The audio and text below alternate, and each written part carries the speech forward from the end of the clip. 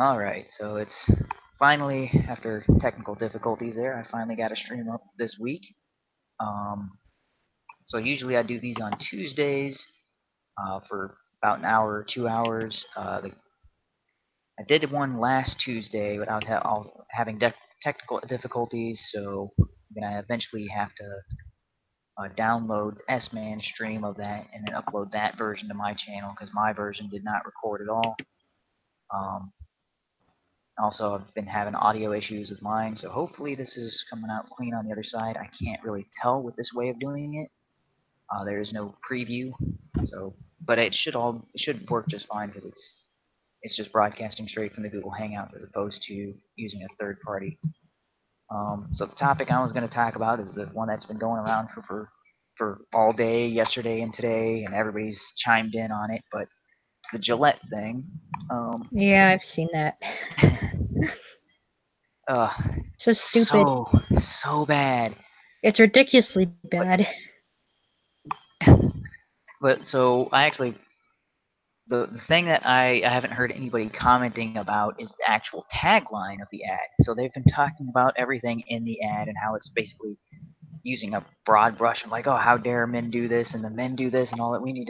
Men need to stop doing all these things. And I'm like, so the so one thing the ad said is that some are doing the right thing, and then it shows the dad coming in and breaking up the fight between the two kids, and it said some. That I was like, that stuck out to me like a sore thumb. I'm like, do they seriously think that that is something only a few men do? That only a few men step in and break up fights, and only a few men are being, oh, that's just whatever. Oh, that's just one kid punching another in the face. That's fine.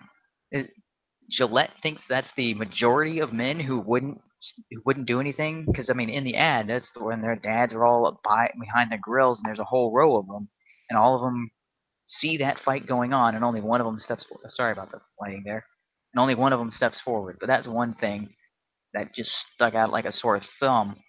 But the actual tagline for the video was the boys of today will be the men of tomorrow. And so I actually wrote a comment on their stupid video. It was like they tried to pander to SJWs, and this is going to bite them in the butt with the trans crowd.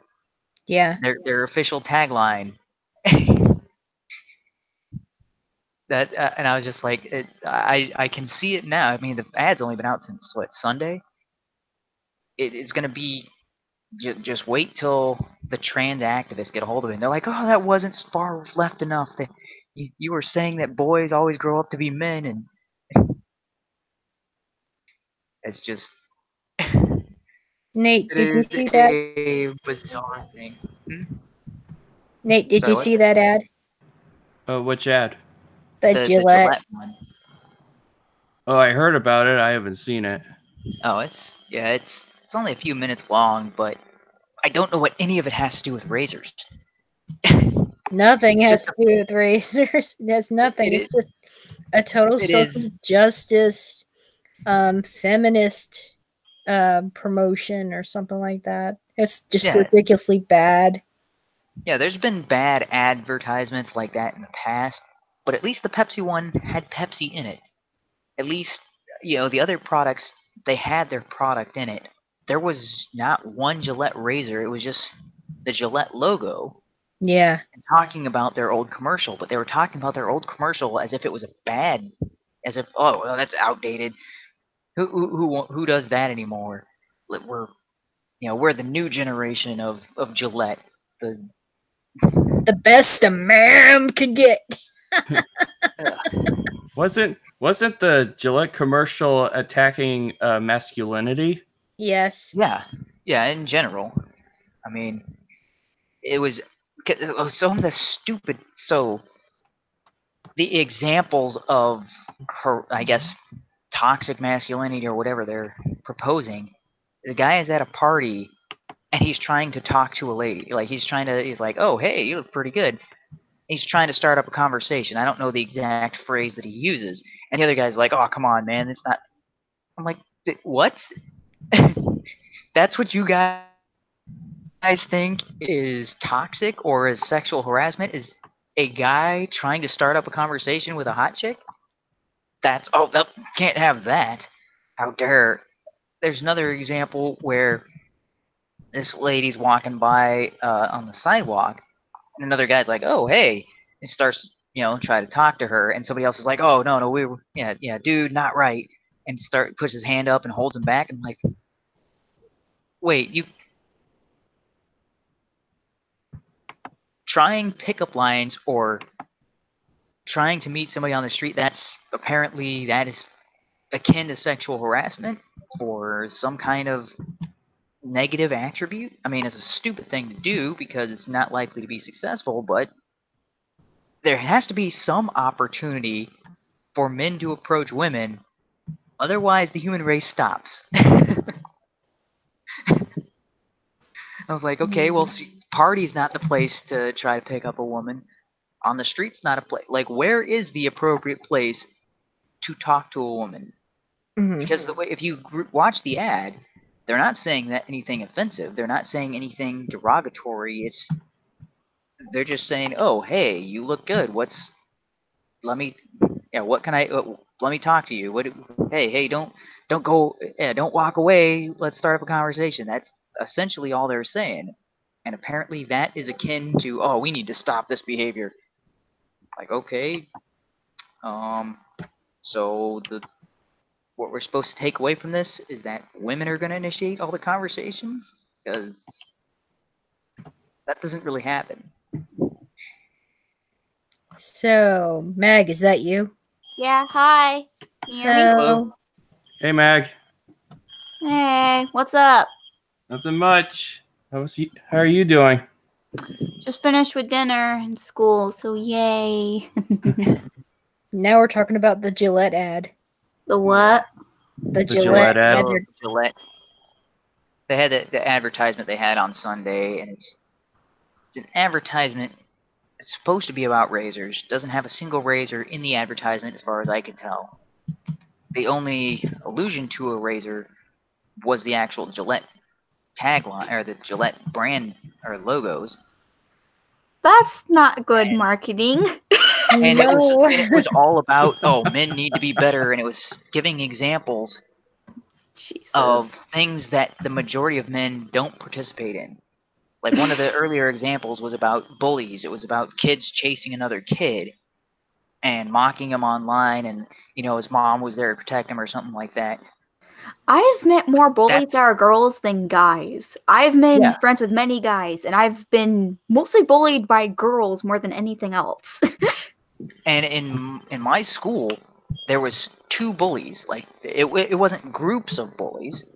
It was 2 guys that everybody in the class hated because they were bigger. They're bigger and dumb. They're basically the Neanderthals, and so the only way they can interact with people is by being big and dumb and punching people when they don't get their way.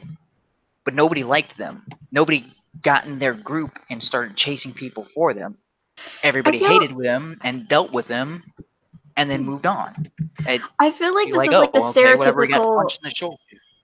I feel like this is a stereotypical like high school. Oh, there's like the popular kids that run the school. Oh, and all the little nerdy kids are scared of them. They get beat up all the time.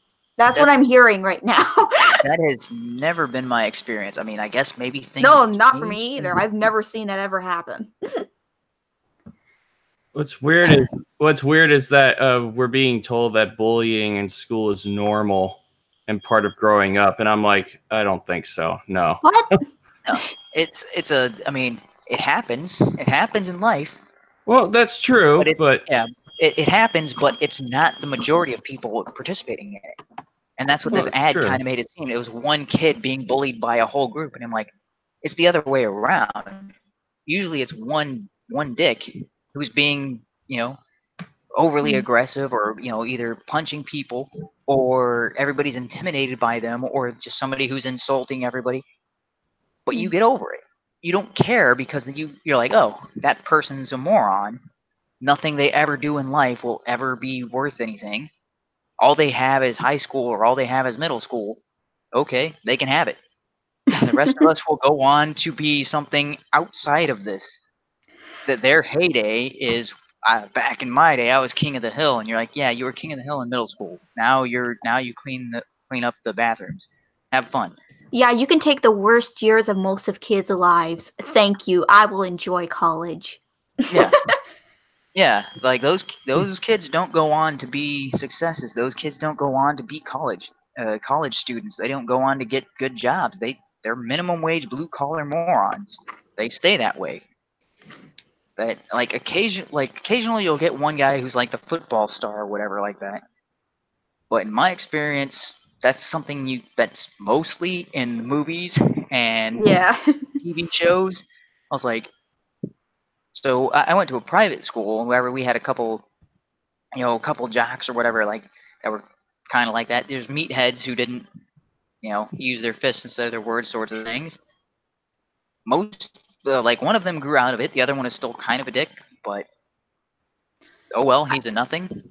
I just want to say I'm jealous you went to a private school. Yeah. So one of them is a kind of a basically a drunk who's pretty much ruined his life. The other guy kind of mellowed out and but he's still just a meh. So I went to private school, but my senior year I was dual enrolled, so I was going to the biggest public school in the area because I had taken everything my school had to offer. I had 2 classes a day, and that was it. There was nothing else for me to do. So they enrolled me in the local school, and I was taking like all the electives that my school didn't offer.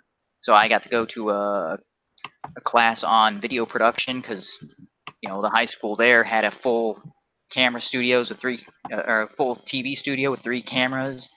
And they did. So that was interesting. I also got to do drafting and an art class with a more in-depth stuff than we could do in our, because we did have an art class, but it was as a private school we didn't have the resources for it. But back when I was younger, I had this one kid that would one girl that would always kind of threaten everyone else because she was taller. She was always in softball, baseball, or whatever sports. Mm-hmm. Passed by until we're all in high school. Well, I want to say about 6 years later, she's fat, ugly, dumb as hell, and works at a local grocery store. Yeah. And I'm just like, look where you ended up, girl. Yeah, that's where those kinds of people end up. Those people are never in the majority. And so even though I had 1 to 2 of them in my high school, the private high school, at the other high school where there was several, I don't know how big it was a few thousand high school students, there was nothing like you see in the movies where there was this one football jock guy. No, I sat down to lunch or whatever, started eating my lunch, and then the group of cheerleaders, for whatever reason, sat down at my table and just started hanging out. And then, and I'm just I'm super nerdy. I mean, I play video games and I play D&D and I do Rubik's cubes and stuff like that. I just sat at a table, and cheerleaders sat next to me, and then the jocks sat across from me, and then they just started having conversations and asking me questions. It's like there wasn't the cliques like you see in like Mean Girls or these movies. And I'm like, what high schools do they go into where people just don't treat each other like normal people? Because in my experience, I sat with the people who sat around and talked about what Princess Leia was, in her slave outfit being amazing and which Star Wars was the best. And then the next day I'd have a different lunch period and they would ask me about MTV and, whatever. Well, I guess, when was this? This was, that would have been about the 2000s. So I guess MTV wasn't really, but I mean, I don't think MTV was the actual music channel at the time. I think it was more like Fuse. You talked about music. Yeah, we talked about music and music videos and stuff like that. It was, more pop culture centered. But so I mean, for one day I was talking about nerdy stuff, and I think they were talking about Magic the Gathering cards, which I didn't really play at the time or anything like that. And the other day we'd talk about music and movies, and then they'd also talk about sports, which I had no interest in. But I sat at the conversation and sat at the table and no issues. There wasn't this kid can't sit with us, he's one of them. I never saw the group division. Public school was never there. Even in a massive high school was never an issue. The most I've ever seen in terms of like division is that when I was in high school, people kind of separate themselves. Like jocks would be a jocks, nerds would be a nerds, and gawks, like emos would be with emos. But like they wouldn't clash against each other, and they wouldn't be mean with each other. And I've seen some really nice jocks, and I've seen some shitty ass nerds. But like most of the time, they kind of just kept to themselves because they weren't interested in the same things. Yeah, you gravitate towards people who share a common interest, and that's all it was. It wasn't hey, this guy can't join our group. It's like, oh, this guy wants to join our group, and he's talking about what we're talking about. All right, come on. And what do you know about this? So I don't know. Maybe that's a California thing, because it seems to be. I'm from California, and that's still not true. I don't know where these movies are getting their stereotypes from. I've actually grew up with with a lot of what you were talking about. Believe it or not. Oh, okay. What's where there's actual cliques where how dare you join our group? Some of that. It wasn't very often, as much as the movies and the TV shows might portray it. What's your experience with that? I'm sorry? Why don't you talk your experience with that since we talked about ours? Oh, man, it's been a long time. I vaguely remember. I mean, a lot of these events have been so depressing for me. I've kind of moved on from it, and I vaguely remember a lot of what has happened. So...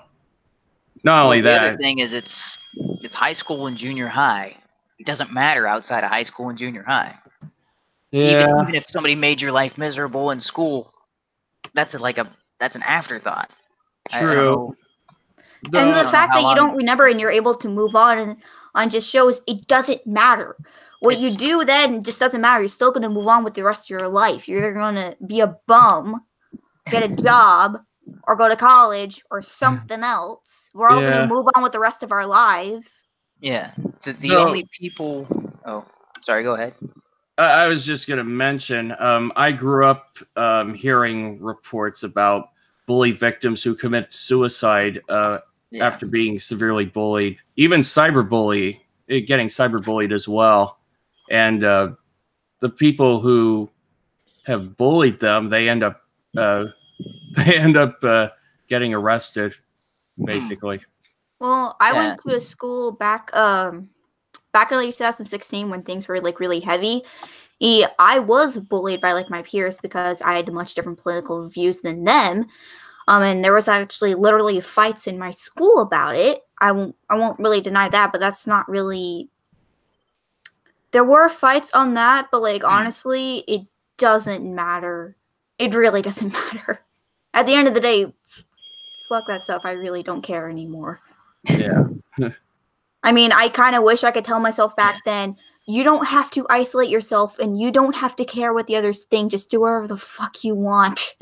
But young me cared about everything and wanted everyone to be happy. And that's what I found more so when hanging out with a group that like to talk about Star Wars, Magic the Gathering, and nerdy stuff like that. Is they talk about whatever... Oh. Oh, did I interrupt somebody? I didn't say anything. I guess I didn't get to share my story. Oh, okay. Yeah, go ahead. Well, I was bullied some in elementary school. Yeah, there was this... Okay, yeah. I'm sorry, but elementary school? Yeah. Okay. Same. It was 3rd grade, and there was this one bully that he liked to call me stupid names, and he liked to throw stuff at me. So it was a boy? Yeah, it was like a guy. I mean, I had in high school people throwing like I think they threw like grapes and like carrots at me during lunch, but honestly, like it annoyed the hell out of me at the time, but like I moved on because those people were just assholes and I just didn't care.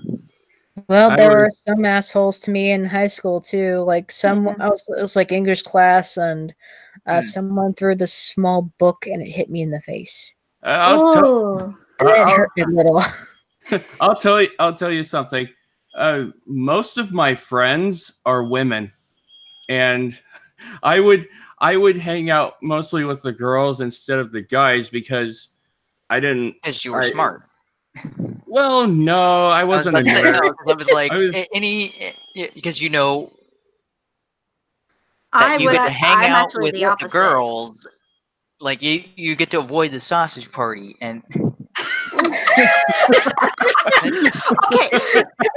No, I was just gonna say.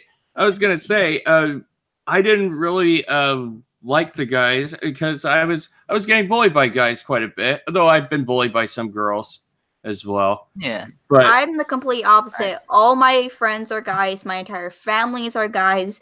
I feel the most comfortable around guys just because. Yeah. For me, whenever I've tried to get into like friends with girls, I've made a few, but like this is what I've always seen.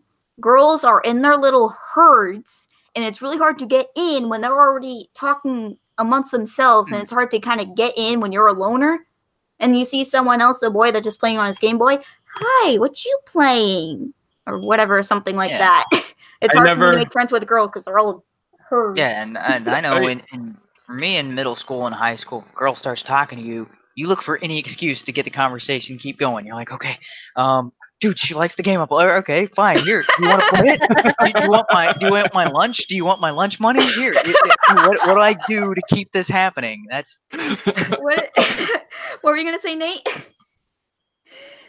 Oh, I forgot. I lost it. I'm sorry. That's okay. It'll come back to me. Yeah. Oh, but something I started to. I just have more common interests with guys just because a lot more guys like Star Wars and games and anime and just nerdier stuff, which is what I'm a fan of.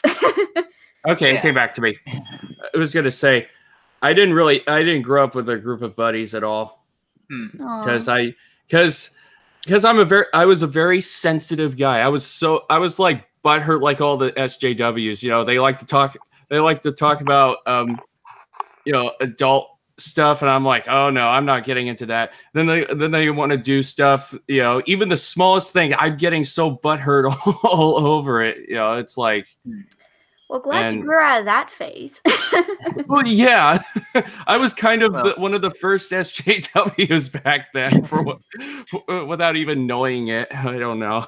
Well, I had two older brothers, and they were really cruel to me when I was younger. But outside of them, I mean, that's family. You can't. Yeah. That's a different environment. Because you kind of tolerate family, I guess you can say. Yeah. Because you always love your brother. But then, like, I see it even now with my niece and nephew. Is they'll just start fighting with each other for no reason over something. It's something neither of them really cares about, and they'll just pick a fight with each other because that's sibling rivalry or whatever you want to call it. Yeah. So there was that with me and my brothers, but they because they were kind of brutal to me at home when I was younger. I mean, this is talking about like this is well before third grade and stuff like that. So by the time I got into third grade, I was like, okay, this is how the world works. Nothing you guys can do to me in school is gonna compare to any kind of anything that my brothers have done. So. Even though it was a little, I think they might have gone a little overboard. My older brother keeps apologizing to me, about it's like, oh man, we treated you so bad. I'm sorry about that.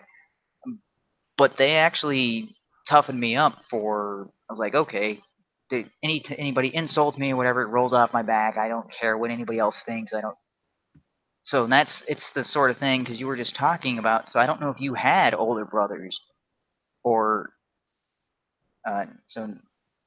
Nate, was it? I mean, we were talking about being bullied in school, and maybe that's why it didn't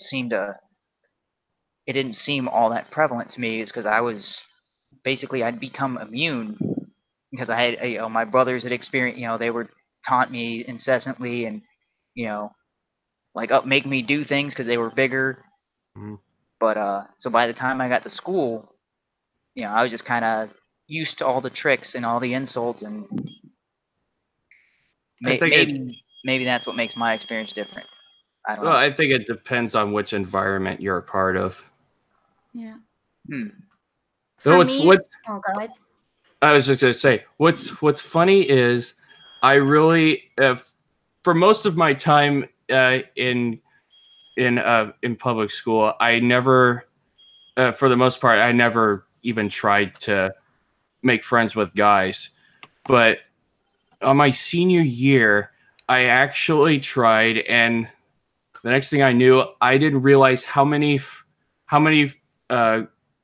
friends I made that played football, that were cheerleaders, that were into sports in general. I didn't realize how I had a ton of them by the time I graduated. So, that was almost a turnaround for me. So I was kind of happy that I had that turnaround before I graduated. Good job. Yeah. Yeah, that's cool. Yeah. So it's one, two. Oh, sorry, go ahead. Oh, no, you go ahead. I do most of the talking. If you let me, I once did a stream by myself and talked for 2 hours. If you let me, I will talk for the entire time. Go ahead. Okay. I was gonna say that for like the first couple of years in high school kind of sucked, but it got better in my junior and senior year, especially my senior year. Had a blast.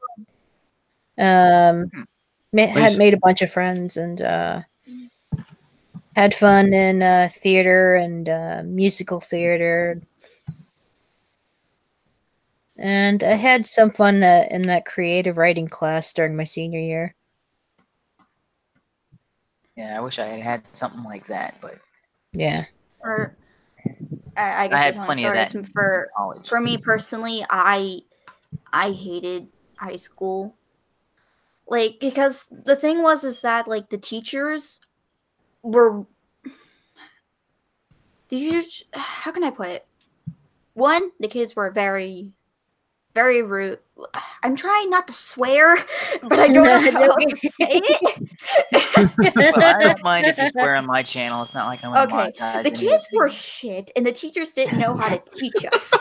So, like, we had like and the teachers were very selective. Like, they liked their certain kid. Like, they liked certain amount of kids. Like, I had like because like the problem back in like, say for example, like 2016, and I think I was like in the 10th grade when that happened. But anyway, I had like teachers like threatening. I had both students also threatening me. I like had to be scared constantly, and even beforehand, the students and teachers were both shit and trying to brainwash the hell out of me. At one point, they almost succeeded until I found a new group.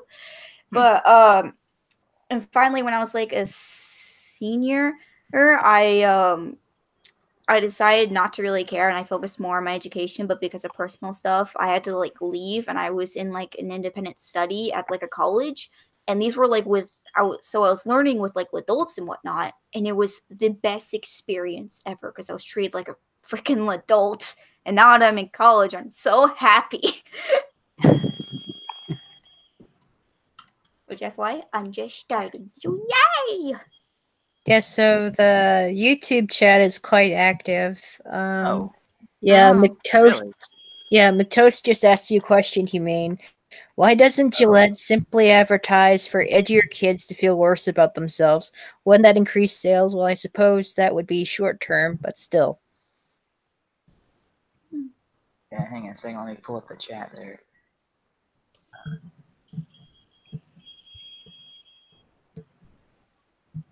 Yeah, and there's my another friend of mine, Sarah. Wow, she's in there. Like, I left the link. I actually have people joining my streams. What is this? Wow. I think there are more comment. Someone can answer this too. I just feel like for the question to be answered, I feel like if that actually was happening, and they would make like people or kids or whatever heck to feel bad, so they would make them buy their stuff. I feel like parents and adults would just be very mad at it and force it to be shut down. but I don't know. They do it with puppies all the time, so meh. What do you say? Scroll through and make sure I didn't miss anything too. I don't know where your channel is, so I can't see the chat. Oh, I will link it in the Hangout here. I just pulled up the chat. And... It's simple to find. It's Humane Mind YouTube channel. Oh, okay. Yeah, I'm so used to not ever paying attention to the chat. I didn't even realize people were in here. Yeah. Just subscribe to you. Yeah, I just. I will once I find it. Yeah, I subscribed earlier. Oh my god, subscribers in like a year. Oh my gosh, the like to dislike ratio. Yeah, it's about tied. For the Gillette video? For the no, this live stream. Oh, for this one, what? Yeah. People are already saying they don't like it. What's going on? Ah, dang it! Yeah, but only like 5 people have voted for that. Oh, 3 people. Well, I know who downvoted me. I see Paget in the chat. So he's from that other group. So, because I don't know if we were live when I talked about this. So the group that I usually hang out with, those guys, after last week, we had a falling out over I think is a stupid topic on their end. It was something in the chat group. So I had a chat group where I would post the links for my hangouts or whatever, and try to come up with topics for streams and things along those lines. And after the stream was over, somebody in the chat started talking about the pedophilia and maps and all that sort of thing, and how they're trying to worm their way into the LGBT community. And so I'm of the stance where, well, the LGBT community, even though members of that community may fight against pedophiles, everything they preach actually encourages those sorts of behaviors. They are actively encouraging people younger and younger to get involved in the LGBT community. And I was like, well, that you could understand why that's like, if you are somebody who is attracted to young children, you're going to look at the LGBT as like, oh, that's the perfect community to come in, because then you can teach children about sex, and you've got basically a built-in grooming cycle. And I was bringing up evidence of like their statistics to back up that there is a higher prevalence of pedophilia within the LGBT community. I'm not saying that they that all LGBT people encourage pedophilia or that all of them are. I'm saying what they actually preach in the the kind of the free love and let's take away all the boundaries and nothing matters. That sort of attitude is what those predators it's what they're attracted to. It gives them so trying to even just make that argument, and I have no animosity towards people who are LGBT. I made several videos about it. You can watch those. They're rather lengthy. Or at least as far as I can tell, because I try to do as much research on a topic before I make a video about it as I can. I'm very sympathetic to the plight of transgender people. But you have to understand is if you're broadcasting a message and you're trying to get children to join a group that almost exclusively talks about sex and changing gender, you are going to that's essentially propaganda or an indoctrination. When you're talking like these are kids who haven't gone through puberty yet. I understand like kids going through puberty or kids on the other side of puberty. That's when you should learn about these sorts of things. But they're broadcasting their messages to 5- and 6-year-olds at reading groups. They are trying to get kids who don't even know, like when parents tell them where babies come from, they use the birds and the bees and a stork. But the LGBT, they do videos where they're showing 8-year-old dildos. And I'm like, do you guys not understand why pedophilia and your movement would be kind of hand in hand?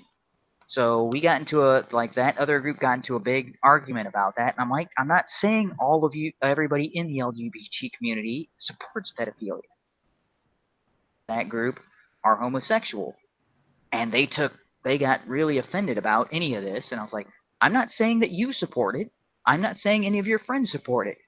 I'm saying the overall message of that movement or that community is paving you cannot separate pedophilia from that movement because of the way that movement is. There is no Would you say it opens an environment for it? It creates an environment for that to happen. It's an environment where you would expect that type of behavior to increase.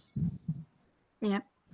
Based on how you were describing it, and I've also heard it too, being someone who actually was from the time of 15, that is exactly how it sounds. Now, one thing I would say is one problem, a lot of parents don't teach their kids about sex because they're really like awkward, and then schools, I've seen like most schools try to teach it, but like you don't really know anything. So by the time you become older, you get curious and try it and accidentally get someone pregnant, or you meet someone who's older online and then you get abused. So yeah, well, there's a fine line to where you need to get taught, but not from the age of 8, and especially of that. No, I don't know. There's been videos online where they are. I don't know what group is putting them out. I forget what it's. Forget the name of it, but there's been several videos about this situation, and one of them, the most recent one, was the Shout Your Abortion lady talking to kids that are. I mean, you're talking about less than 10 years old, talking to them about why abortions are good, and I'm like, do they even know what a baby is? Well, really, you're talking about abortion, but do you even know what the baby is? Yeah, one of the kids was like, he'd apparently written a paper about it and called her out on it, and she, he asked her if she was being, she did something reckless, and she was like, oh, well, no, not really. So apparently she had sex with somebody without using any kind of protection or any kind of, she didn't wear a condom and all that sort of thing. And the little kid asks her, well, I mean, I say little kid, but he's probably 8 or 9, says, were you being reckless?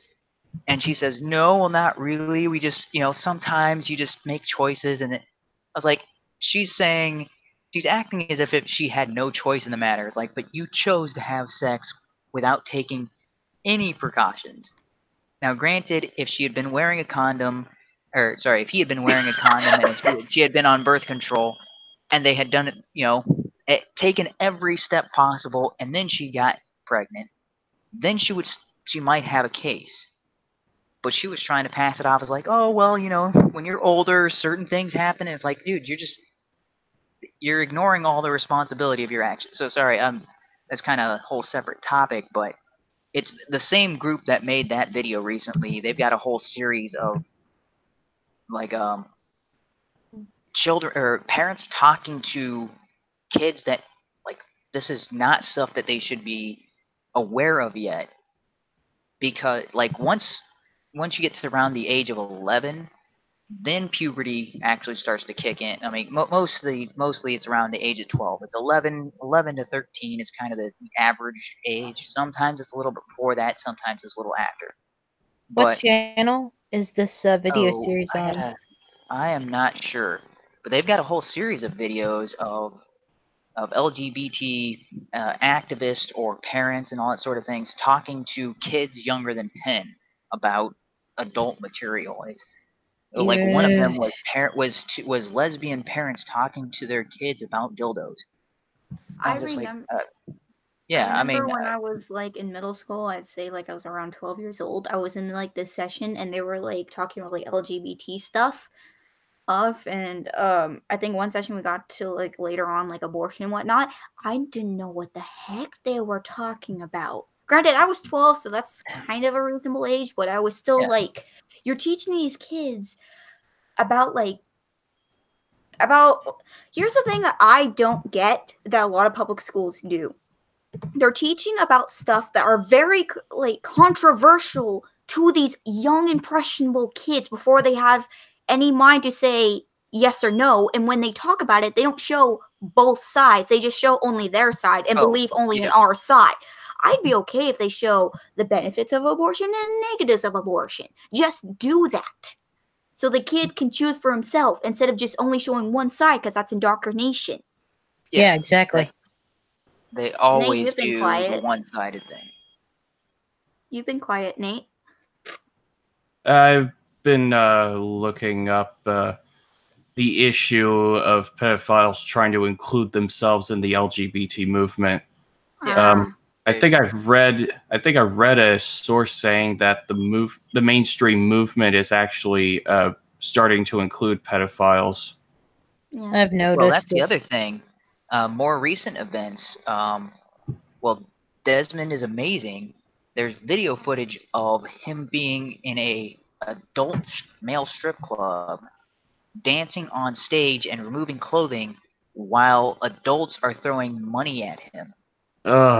And this is a little kid. I don't know if you know who Desmond is amazing. I think he just turned 11 or something like that. His little drag kid. Oh my god! Is that Lactatia? Wait a minute. What? Isn't this? No. That's different from Lactatia. Wait a minute. Lactatia is another kid. Yeah, Sorry, I've heard of Lactatia. Yeah. Is this 11-year-old kid you're talking about? Isn't this the kid I saw on Good Morning America? Yeah. Oh my gosh. Oh my god. And that's what I was saying. I was like, you guys keep saying that you're not trying, that the LGBT community doesn't want to include kids and doesn't want to include pedophiles. Good Morning America is broadcasting how great it is that this 10 and 11-year-old kids are being drag queens. I was like, you don't see how this is skewing way younger than you would ever think possible? You're like, also, yeah. This kid named Lactatia, doesn't anybody know where that word comes from? Yeah, it's oh my god. I heard also another theory of and this is just a theory I heard. I don't fully think it's true. But like one reason why like they go after like little boys is because boys would be less likely to tell about it, because like men are trained not to cry or something like that. What do you think of that theory? I think that theory is absolute nonsense. If it's based on boys are taught not to cry and that sort of thing. Well, it was basically that boys would be less likely to tell about what happened to them than girls. I don't think it's fully true, though. It's just a theory I heard. Yeah, I don't know. I'd have to look deeper into the psychology of that. But I know my basic inclination at the moment is that actually it would be girls that would be less likely to tell. Yeah, I can see that. Because from what I've seen in my own personal experiences and from what I know about most things when it comes to this area, is that when it comes to being intimidated, women tend to be more introverted and that sort of thing. They're more, I guess, more easily intimidated, more easily. They're more easily scared and manipulated, and if you give someone else the power over like that, they will. Pedophiles will use that. They know girls are shy. They know girls get scared very easily. And if you intimidate them like that, they're going to keep their mouth shut. And it's one of those things, this is the same thing with battered wife syndrome, that it is very rare that you'd actually have a battered husband who doesn't come out and report it. I mean, it does happen, but the number of battered wives who say, oh, you know, they kind of internalize that sort of thing. It's like, oh, well, it's almost as if they treat it as if they did something wrong. So it's less likely for them to come forward and actually report a battering husband. And I would see, based on that same kind of psychology, I would think little girls would kind of fall in the same. They would think more that they have done something wrong, whereas little boys are kind of like, that's not right. And they may actually ask this question. They may not understand that something was terrible and done wrong, but I have to do research into psychology and all that sort of thing. I wouldn't fully know for the psychology, but I know for me personally, I've been in that. I've actually been in that situation, and I will tell you, yes, they do that, and they will manipulate you to either feel bad, to not feel like you deserve better, or to make you scared or not to say anything because you fear you're going to get hurt, or someone else you know was going to get hurt because they're probably threatening you in some way. Yeah. Honestly, I don't think. What? Yeah, well, that's probably an intimidation. I just think that particular tactic wouldn't be as effective on younger boys, because I know plenty of kids, plenty of young boys who actually defy authority, even if authority is kind of, which you're like they're when adults try to intimidate them, they just outright like, oh, okay, is that where this is going? They go the completely opposite direction and broadcast everything. So I mean, what were you gonna say, Nate?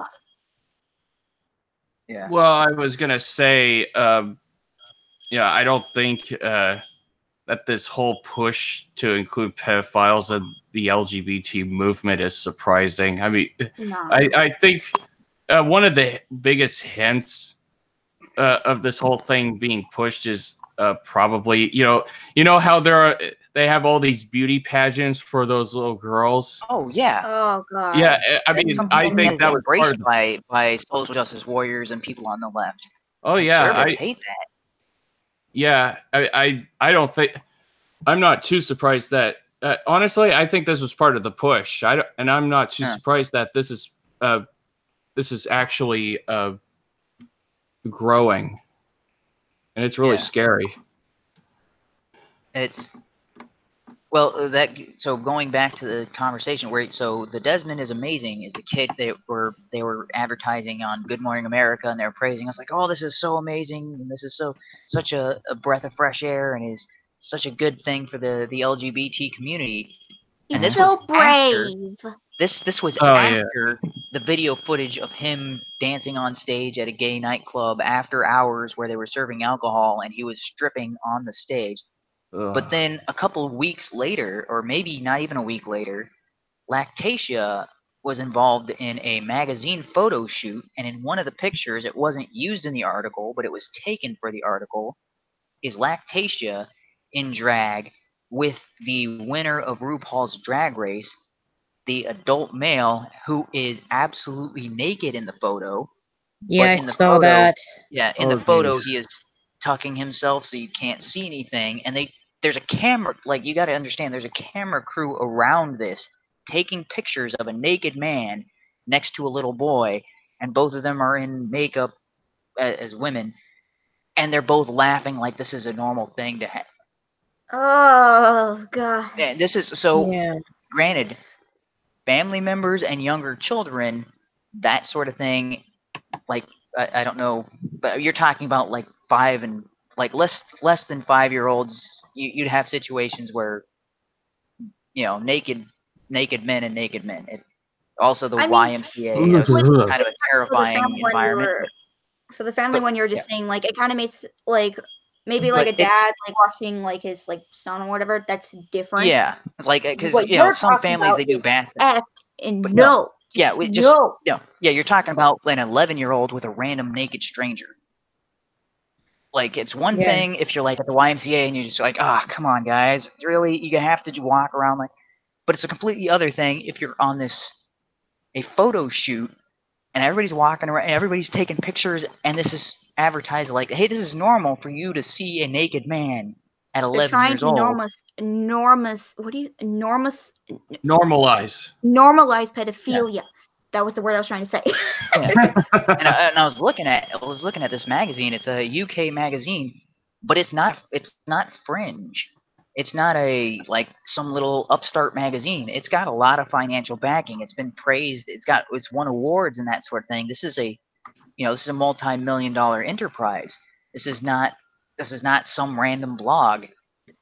It's so everybody else is telling me, oh, but that's not mainstream, that's fringe, and I'm like, I don't know how you can say it's not mainstream. These are mainstream entities pushing these agendas. Disgusting. Good Morning America is not fringe. Good Morning America has millions of people watching. It's part of the mainstream media. I found this video. So it's from Hi-Ho Kids. They've got 2 million subscribers. This is the video where the lady's talking about shouting out her abortion and how she's so proud she got an abortion. Oh my gosh. Hi-Ho Kids is the channel, and they do videos like this where you're talking about less than 10 years old. These kids are being exposed to things that what in the world is going on in this video? Do you want to know something else? Topsy-turvy. Yeah, it's like, I was like, okay, there is a time when kids are becoming adults. And this is something I've talked about before on streams and in other places. The way we view, as Americans, the way we view childhood and adults is bizarre to me. As soon as you are able to have children of your own, you should not be treated like a child. You should be treated with all of the responsibilities and freedoms as an adult. But for some reason, we've got it like, oh, well, they should have all the freedoms of an adult and none of the responsibilities until they're 18. Well, this is how you have screwed up situations where kids are 13 and they're getting pregnant and they're like, oh, but, well, I was too young. I didn't know what I was doing. It's like, yeah, because nobody prepared you for what your body was doing. Yeah. It doesn't matter if you're not prepared for being an adult. It means if you're not prepared by the time you're entered puberty, if you're not prepared for adulthood, it means all of the other adults around you failed you. I don't know why we. Yeah. Something else I've noticed personally, and I've also heard stories of it. I had once like a pregnancy scare once. Luckily, I actually wasn't, but I thought I was going to be. And my mom was trying to convince me to get like an abortion one night, and I didn't want to. And she was threatening to sneak one into my food. And parents, when they find their teenage child are going to be pregnant, they will make them get an abortion. Oh. And I've heard different cases of that. One with me. Yeah. Luckily, I wasn't, but yeah. So, anyways, I was going to mention earlier. I found 3 sources. I put them in the group chat. Thanks. Yeah. So sorry to the. So, anyways, chat on the channel. I think I've been missing some of this stuff. I didn't realize my chat was scrolled up and wasn't getting the bottom here. So, anyways, next subject, please. Okay, yeah, sorry make a about much that. more lighter one, please. Yeah, but, please. Yeah. Please. As far as I can tell, I had statistics and articles that were backing up my perspective, and everything they linked me was nothing but emotional vitriol. And it was like, oh, everybody I know in the LGBT community doesn't support it. I'm like, okay, that's anecdotal. You can't defend you can't discount a general trend based on an anecdote. And all of them. I want to get to the main purpose of what really caused me to sever all ties with that group. And I was talking to Ann Capikitty about this. Is one of the members of that group posted something basically saying that I should be investigated as a potential pedophile because I was so adamantly against pedophiles that he was claiming that I was one. And I had 3 other people in that group like that post. I was like, dude, I'm done with all of you. You're basically saying that you should call the cops on me and investigate me as being a potential pedophile? Really? After all the conversations we've had, we've been talking for over 2 years. If you think I'm even remotely capable of doing something like that, you don't know me at all. So I distanced myself from all of them, unfollowed them on every application I could. So I'm done with them. I tried reaching to them with facts, reasoning. I'm making, as far as I can tell, arguments completely devoid or completely separated from my emotions on the subject. I'm just saying, hey, these are the facts. This is all the evidence I've been able to find. This is my logical deduction. This is my point of view. And they came out with me like, oh, how dare you? And they came back with my facts and figures with emotional vitriol. So People who sorry for going. Yeah. I saw Dark Conservatarian's video talking about you, and he said that you were the one that was coming up with the anecdotes, but in truth, I guess he was just projecting from their side. I guess. I mean, pointing to an instance of Good Morning America promoting a transgender, or sorry, not transgender, a drag queen kid on national TV in front of millions, that's anecdotal. I'm like, really? But anyway, changing the topic completely. So I'm no longer gonna talk with those guys, even if they, I know there's some of them in the chat group, so I'm thinking some of them in the chat group have been downvoting this video already, even though they don't know anything about what's going on. I just need to ask, are we going to go back to the Gillette thing that I was coming in for?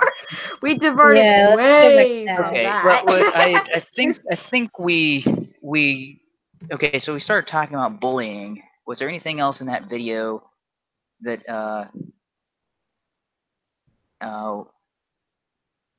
it was that I remember those guys lining up in the commercial and saying all together, "Boys will be boys, boys will be boys." Well, yeah, but yeah, Gillette made it seem like that was a negative thing, or that was dismissing abusive or actually destructive behavior. No, boys will be boys is referencing boys like rough and tumble play. Yeah, they do. That's something Jordan Peterson talks about, and it's necessary to get out the actual aggression, and within an environment that is controllable. This is why we have sports. This is why we have wrestling, and why we have tag, and all of these games that are played as young men. Because it's within a controlled environment. Because when that energy is not in that controlled environment, it leads to broken bones, and it leads to causing more, it leads to fighting amongst kids, as opposed to, at least within a game, you can beat your opponent, but you're not going to literally beat your opponent, right? Yeah. You're not taking your actual fist to him. You're beating him in physical conquest within a game structure where he's not going to the hospital afterwards. Yeah, exactly. And there's those video games where guys can play and just get their aggression out through that way. That's another outlet. Yeah, so it's but they were acting as if the phrase "boys will be boys" was dismissing, one kid beating the crap out of another, or, boys will be boys. I'm like, nope, nobody's ever used that phrase to describe that as normal behavior. And it also made it seem like they were talking about instances of rape in the Me Too, because they were started talking about that with Anna Kasparian shows up on the TV or whatever, and they're still saying boys will be boys. I'm like, and she's talking about Harvey Weinstein and the Me Too movement, and I'm like, no, nobody is saying boys will be boys when it comes to instances of sexual assault. Nobody is saying that that is normal male behaviors. Well, I mean, nobody outside of the social justice warrior, feminazi community. Yeah, I don't remember anybody saying stuff like that. Yeah, I don't either. I don't know of anybody who is on Weinstein's side. I don't know of anybody who is on Bill Cosby's side. I don't know of anybody who is on Al Franken's side. Al Franken. Well, yeah. Or Charlie Rose, or or even Bill O'Reilly. Oh yeah. Yeah. As soon as accusations about that started coming out, dude, everybody severed ties with him. He is gone. Right? Has anybody heard anything from him, like any kind of news source or anything? I don't know what happened with those guys. What's going on with that? Bill O'Reilly was sexually harassing the women at Fox News. Yeah, I heard about that. Yeah, he'd been doing that for years. He was fired from Fox News, though. Yeah. He's got his own podcast or something. Mm-hmm. Okay, but it is. And Al Franken resigned. Yeah, John Conyers is also is gone because he got accused of sexual assault. Charlie Rose is disappeared. His show is gone. He's been fired from CBS. Harvey Weinstein, I think he's also been fired. I think he's also been charged. He did get arrested. He went to jail, though he's been bailed out. So I don't know what's going on. Bill Cosby's serving time. Good. So, yeah. Yeah. So there's a lot of those cases, but nobody has ever said, "Oh, well, that's just normal male behavior." No, we all understand. No. Those guys, real men, hate people like that. Doesn't matter if nobody. I would say, as I can't say nobody, there are specific cultures that do encourage that type of behavior, but nobody. I can't say nobody.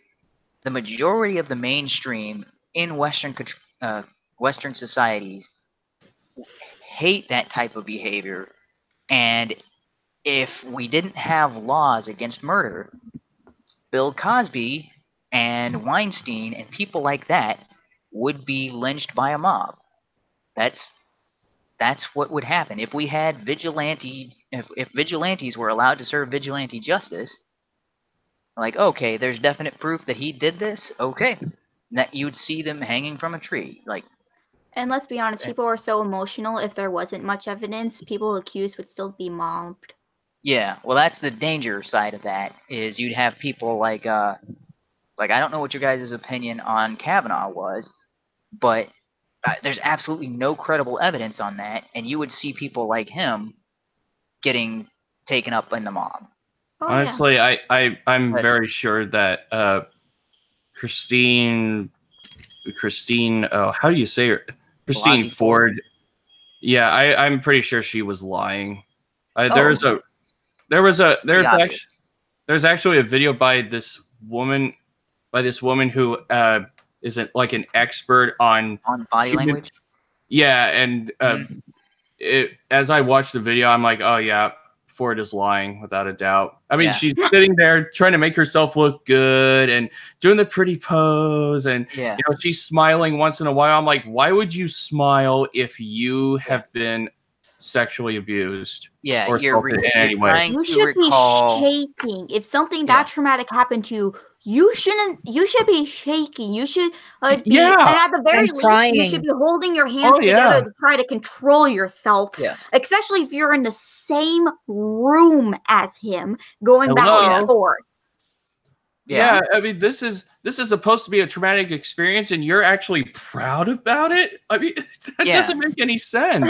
Yeah, her everything about her seemed like an act. Well, the other thing is her story has changed multiple times.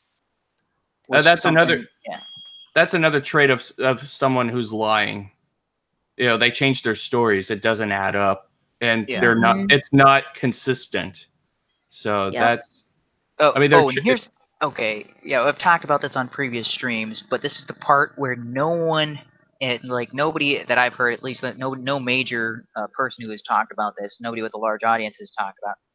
Okay, she talked about him being he would have committed a rape on her if he hadn't passed out, and then she ran out of the bedroom and locked herself in the bathroom, and then she talks about them stumbling down the stairs. I'm like, dude. He just passed out because he drank so much. How is he going from passed out, blackout, drunk to walking down the stairs and laughing and continuing conversation downstairs? That doesn't happen. If you pass out because you're drinking so much that you just he was going to commit rape, but he was just too drunk and that he fell asleep before he could commit the act, then he's gone. He's out for hours. How long did she lock herself in the bathroom? For 8 hours or 4 hours or something like that until he climb out the window. Waited till he woke up. Mm-hmm. If you're actually in that situation and you have a chance to get out, you're going to either run or first bash him to make sure that he stays down. Run and get as far away as you can to call someone who you know. And try to get help. What really? That's what I would do. Don't stay in the bathroom for hours, because if he passed out from drinking too much, his body is not going to let him wake up for a long time. Also, here's another problem. You're still stuck in the house. Yeah. And if he wakes back up, he can still do it to you in the bathroom now that you're locked in there, and you are now actually literally trapped by your own devices. Yeah. Oh my god. Yeah. So while I'm majoritarily a proponent of vigilante justice, there are situations where people will act on false information without waiting to hear all the facts, and they will act inappropriately, and the wrong people will get hurt, which is, I mean, because mob mentality is mob mentality. It almost always leads to the mob stupid decisions they wouldn't ordinarily do. Now, but they if you become look the back cult. at, I'm kidding. but if you look back at the Wild West, it was still kind of a mob, but it was a little more structured because when something bad happened in a community, the sheriff would gather a posse, which would be the local community temporarily deputized to go handle one of these monsters. Somebody who robbed a bank, or somebody who raped a woman, or somebody who, did something that the community could not tolerate. He would deputize members of the town. They would all join a posse. They would all go and take care of the bandits, put them in jail or whatever. Fine. Because there was at least a leadership to that mob. And if we were allowed to do things like that, I wouldn't have any problem with it. Unfortunately, we're in a situation where you're not allowed to do anything, and the cops are the only ones who are allowed to take out. And if the cops aren't doing their job, if you take law into your own hands and do what then you go to jail. That actually encourages people to allow atrocities to continue. I heard of a story. Oh, sorry. Oh, I was just saying that's all backwards. Yeah, I've heard like a few stories too where someone broke into someone else's house, and the person inside the house grabbed their gun and shot them, but the person who shot actually got in trouble because you injured him really badly or you killed him, even though you were just defending yourself. Because you hurt him, you're in trouble, even though he broke into your house and caused you property damage. There's cases of so I think it was actually UK or something like that. They banned or started to ban swimming pools because robbers could drown in them. I don't know if that actually passed or if that was just a law that was. Yeah, I thought you were about to say like knives or something, because I heard that was a big thing. What? Yeah, well, they were trying to ban knives, but there was something a couple months ago where they were talking about banning swimming pools because they were a hazard to burglars. And why would the burglar be swimming in? It would waste him time. Secondly, I would believe that story more if we've had so many instances of little boys drowning, so they now make it so people can't own pools because too many children have drowned and died in them. That would make more sense. No, that is just stupid. Yeah, but they're like, and there's also instances of people breaking into other people's houses, injuring themselves during the break-in, and then suing the homeowner. That has happened on multiple occasions. And you're like, but the person breaking the law should never have the law favor them in any way to begin with. That's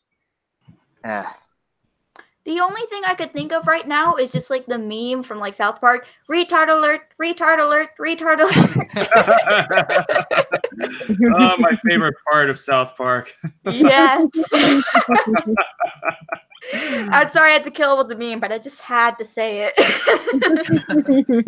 Well, it's good to bring up one of those memes. It lightens up the mood before it gets too serious and stressful. Of course, I love the meme from It's Always Sunny in Philadelphia where he's like, I shall unleash my hot fury upon you.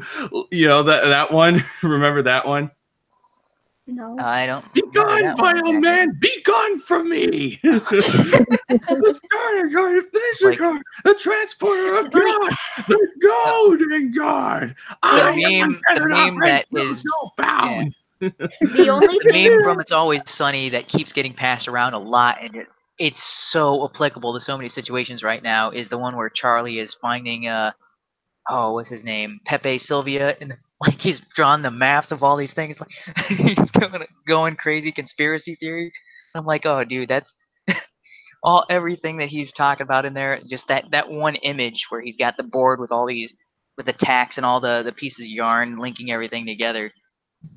You're like, oh, dude, that's Russia collusion. That's the Kavanaugh thing. That's anything. That's all of these recent.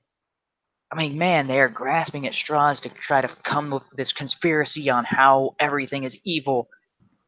And then you're just like, no, Pepe's a real guy. He's been asking where all his mail is. Like everybody else is looking at the situation like, where are these leftists coming from? They are crazy conspiracy theorists. And yet they want to get rid of us because they hate conspiracy theorists on YouTube. And the second thing I think is, okay, so if someone breaks into your house, do we just have to act like the literal meme that our house is on fire and we're just saying, this is fine? This is fine. Do we just have to literally act like that when someone breaks into your house now? Are you kidding me? Okay, so this is a legitimate. So I just looked it up. So this is in the UK. They're talking about not in-ground swimming pools. They're talking about kiddie pools. Oh my gosh! Oh my gosh! What? Why do they just want to ban everything? Gee whiz! Yeah. Can they just come out in front and say, you're not allowed to own everything, the state will own everything. We're going to live under communism again. Yeah. Just come out and say, you want to live under communism? Just admit it. Just admit it, please. So, you left us like it anyway, so you would win it anyway. Okay, sorry. So this was a 12-foot community paddling pool for young children. Are told to remove it so burglars don't drown. It's not 12 foot deep; it's 12 foot across. It doesn't say exactly how deep it is. How do you drown? Yeah, this is a kiddie pool, as in like a couple of feet deep, and they're told it could pose a health and safety risk to burglars who might walk in. I would believe it more if it was suicidal people. Like, we have to ban these things from the community because too many people are wanting to kill themselves with it. I would believe that more instead of just no. Yeah, you can look that up. It's Can you link it in your chat? Can you link it in your YouTube chat just so others have it? I just closed it out, but let me reopen that. So now that that's done, how's everyone? It is. Yeah. Oh, I'm trying to get a few videos up, along with planning a stream video, and I will also link that in the Hangout chat as well. I was just gonna say I'm planning a stream in 10 days. Nice. So. I have to edit gaming footage because I'm making a gaming channel, and then I have to go to work tomorrow, and I have to do school tomorrow, and I have homework. But I get to relax right now because Dad's not home, so yay. And I finally got my first patron. Yay! At long last. Confetti time!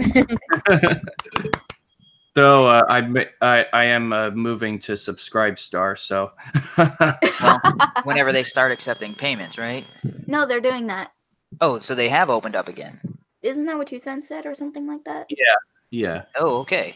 Well, that is good news. They found a payment processor. Gab is still complaining about not being able to find a payment processor, and that's what I wasn't sure about because I asked them.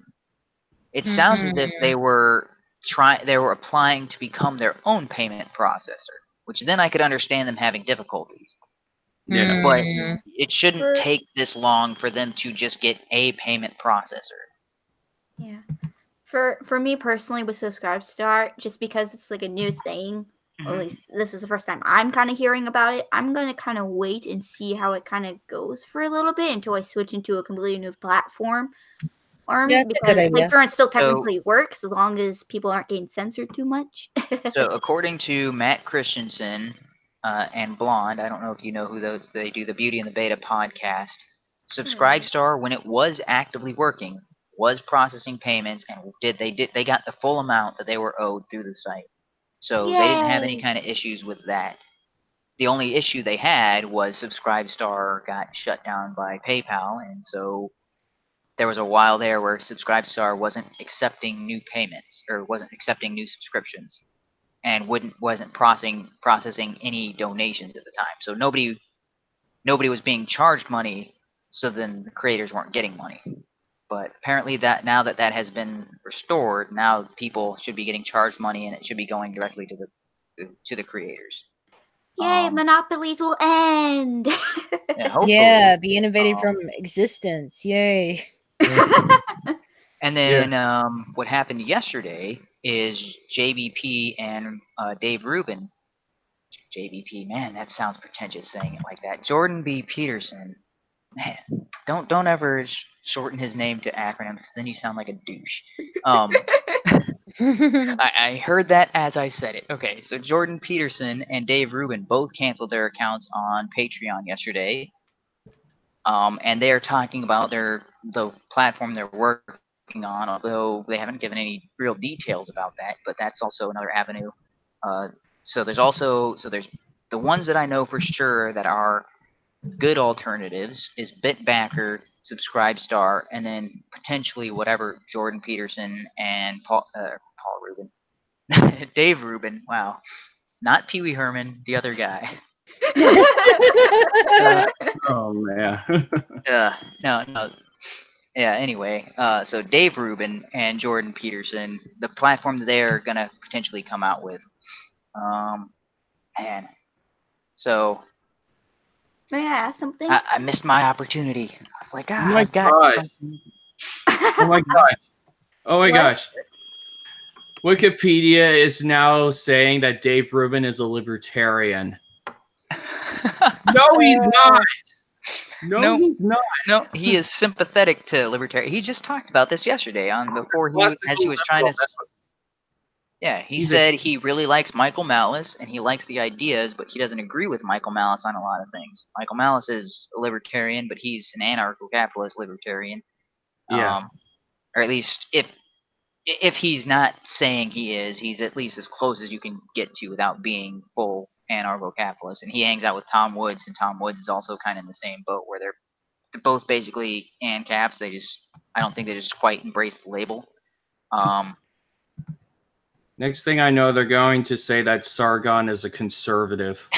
I remember when Postal Cat made a response to Thought Slime, and Thought Slime starts his video off by saying conservative commentator Carl Benjamin, also known as Sargon of Akkad, and then Postal Cat goes, Carl Benjamin is not a conservative.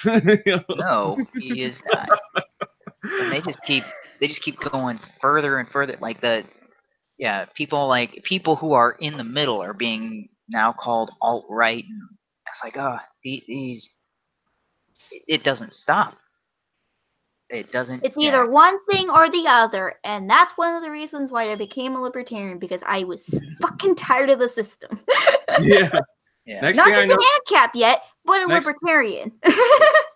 Wait till they call agnostic plague doctor a conservative. No, he's not. He actually said that he was a Bernie supporter. So yeah.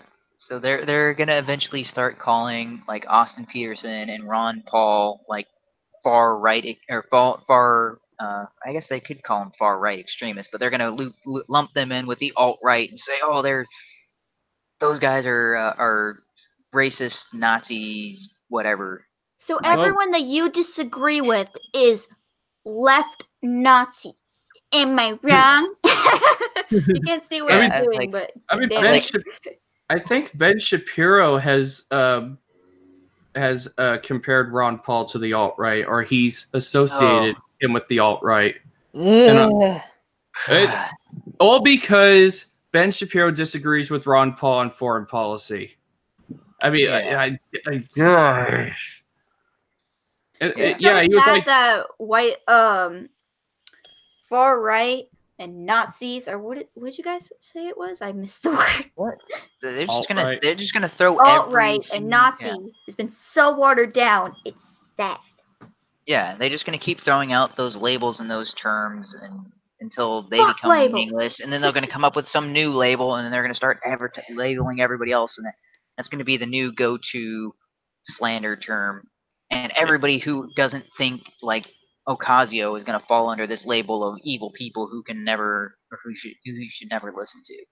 And it just keeps going further and further. And like, so as far as I know, Ron Paul, even though he's got some extreme libertarian views, he's kind of like, everything he's talked about politically is close to the middle. It is not like he's not calling for the complete abolition of government and complete abolition of taxation, and he's not talking about, you know, structuring an anarcho-capitalist society like some of the basically other people.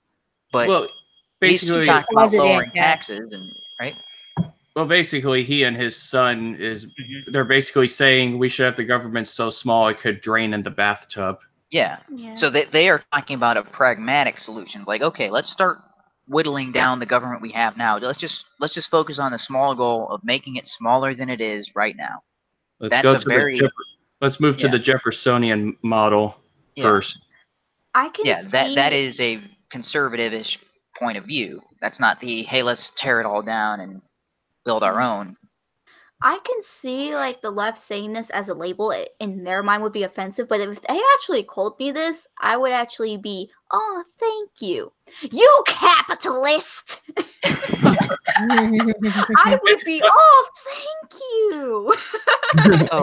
It's funny. Yeah. It's funny that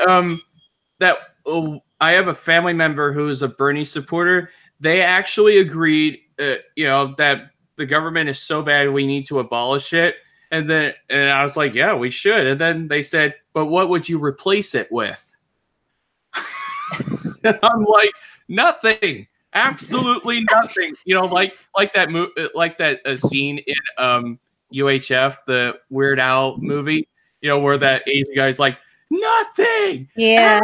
Absolutely nothing. That's what I was like, basically.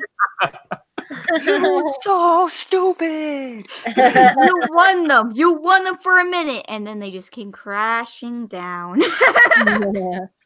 I remember when Daps used that scene when he responded to a commie who was saying that Mussolini he was comparing Mussolini to like anarcho-capitalism, and then I in turn when I first came along, when I did my first video, I responded to the Young Turks on libertarianism when Hassan Piker when Hassan Piker said, in the end, libertarianism is similar to communism. I then used that scene from UHL. That video is hard to watch, man. One of my earlier videos was me commenting on Sargon's video because he made there's this forget who put it together. There was a collaboration video. It was a bunch amongst a bunch of libertarians, and they were talking about. I mean, like Lauren Southern was in there. Larkin Rose was in there. Wasn't it the questions libertarians have for status? Mr. Dapperton put it together. Okay, yeah, it was Mr. Dapperton that started that. Okay, I wasn't sure on that. I think that guy T also helped him as well. Yeah. So they collaborated on that video, and then Sargon responded to it, and so I was like, dude, Sargon, So that was one of my earlier videos, was criticizing Sargon on that. But despite him being wrong, he at least understood it. The Young Turks dude, I don't know what he was talking about, because I was like, dude, that's none of the libertarian tenets. You're going off to I don't know what he was talking about, because I was like, dude, you're talking about, I guess maybe he was talking specifically about Gary Johnson and Gary Johnson's beliefs, as opposed to libertarian, the entire philosophy, or the entire philosophy that makes up that party. Because I was like, dude, no, like that's not the mainstream view. That's not the party's view. So he was taking like extremes or isolated incidents and acting like that's what all libertarians want. And I'm like, what? There was this one part where there was that one part where he was saying, if you really want to understand what would happen to libertarian society, watch that movie Elysium. And it's just as bad as Nick Fuentes saying that an anarcho-capitalist society will look like what happened in I Am Legend. Seriously? Do these guys not have the ability to try to think try to think things through thoroughly? Like, why are they using movies to, say this is what's going to happen? And I'm like, movies fiction unless it's a documentary. Well, it's fictional, but also the people who write those stories don't think things through, because the future society of the Hunger Games would not last. That's a terrible structure for society. It would crumble within years, and yet for some reason it's supposedly been going on for decades. I'm like, nope. It kind of did and didn't. If you look at, sorry, I'm gonna get nerdy for a second. If you look into it, it really hasn't gone on for that long. It talked about how there was like a revolution that was only within like within 100 years, and then they had another one, of course, within the I think there was like the 75th Hunger Games. That's when it really kicked up again. Their government has been falling over and over again. Yeah, and the only reason they were able to hold power is because Faction 13 used to hold weapons, and that's the only reason they were able to get away, because they threatened the fucking government. I'm sorry, I so maybe Hunger Games is one of the better examples. I have only seen the movies, and I was like, dude, this is why would anybody think that such a society would last long enough to build all of this with such a stupid structure? So maybe the books go a little more in depth and are clear at building the actual world. It goes a lot more in depth. I'm sorry, I'm trying not to nerd out right now. Oh yeah, so the books are probably better on that regard. They're still not great. Their society still would have fallen, but they're basically like communism. And they control literally everything and make everyone. They have to. A lot of the factions have very high guards within them, especially the food ones, because they are the most important ones. And if they fall out of line, just like they did with the last revolution, and they will, of course, lose their materials, lose their food, and that's why they put such a heavy emphasis into the military. And make it so they can't have any freedom, and they can't choose whatever jobs they want. They have to stick to whatever their faction tells them to do. So imagine basically communism plus the monarch. What do you call it with the kings and queens? Yeah, monarchy. Yeah. That's basically what the Hunger Games government is. That's why it really only lasted for about 100 years. Yeah, and there's but not specifically just the Hunger Games, but any time that there's like a future dystopia, it's always like, wait, so in Mad Max, gasoline is rare, so people forgot how to make other types of machines? Like, there's no steam engines to replace all of this? They don't switch to an alternative fuel? There's just, gasoline or nothing. I'm like, I mean, what did humans do before gasoline? Oh, we burned other stuff? Couldn't we just do that? The only thing I could say for in terms of with the Hunger Games, what the story basically is there was like a huge flood around that, like the polar ice caps melted, the rest of the world is all water to what everyone knows, so they all secluded to America, and there's only one place to go. So they literally just can't, fuck the government, I'm out of here, or something like that. They have to stay because everything else is water on the planet. Yeah, and it would have to be in some kind of contrived situation like that where alternatives are not readily available. Yeah. And I mean, most of those, like a lot of those young adult novels where they talk about like, so they create these societies, and you're like, those societies would never work to actually produce anything. They are too. Yeah. Do you want to know what's worse? What's worse? Yeah, they're too controlled. Yeah. Well, Divergent was worse by leaps and bounds. Like, not only just the acting, but the overall story was. You're like, okay, so they make this decision that's supposed to be, and you're a Divergent, and like, but aren't all the homeless people also technically Divergent, and aren't all?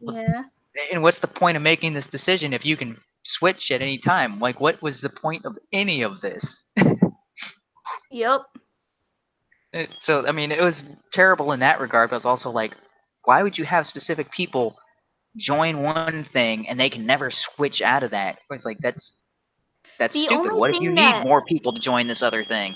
The only thing that made logical sense was the fact that everyone's mains, because they had like so many like drugs and whatnot, they made it so like everyone was forced to be in that group. And say for like the farming one, they always put like drugs into like their water and food and whatnot to make it so, oh, I'm all happy and I want to stay. For the action ones, they made it so they control them literally.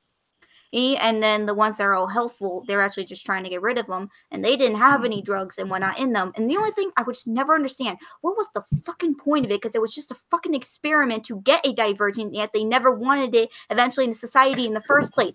I don't understand. I'm trying not to nerd out because I actually liked those books as a story wise, but like the concept doesn't make any sense, and I'm trying not to nerd out so fucking bad. Yeah, so within the framework of the story, or of the novels, I'm sure it works. But when you're like in the real world, the framework of this story would never even occur in the first place. It only worked just because they hooked everyone up with drugs and made it so no one had free choice. But even then, that cost us so much money and resources. It still didn't make sense. No, there's like so going back to the Elysium example. So it's setting up because all the rich people are in some satellite orbiting or high above, and none of the poor people. Like, you have a technology that you can heal people. Why wouldn't you sell that to people for their labor? That's the incentive to do things. Capitalism. You have the technology. Yeah. Like, why would you ever hoard it to yourself? If you so this is the thing that never makes sense to me. The people are like, oh, well, the rich corporations are all greedy bastards and they only think about profits. And I'm like, so they wouldn't do the one thing that would maximize their profits. What? It's like, okay, the way to maximize your profits is you don't kill your customers because that hurts profits. You take care of your customers and you offer them something they can't get anywhere else. If you have something they can't get anywhere else, yeah, you've hit the gold mine. You've hit the I only care about profits, which means I'm gonna give you this service in exchange for the money that you have. This is just sounding like corporatism. Correct me if I'm wrong. Hmm? This is just sounding like corporatism. Correct me if I'm wrong. It depends on what you're talking, what your well, you were talking about how they're the only ones that could have it, and they're basically killing off their customers and whatnot. That kind of reminds me how they monopolize the pill, racing at such a high price, making it so they literally kill people. Okay, yes. So if you force the market so that way you're the only one who can provide it, and nobody.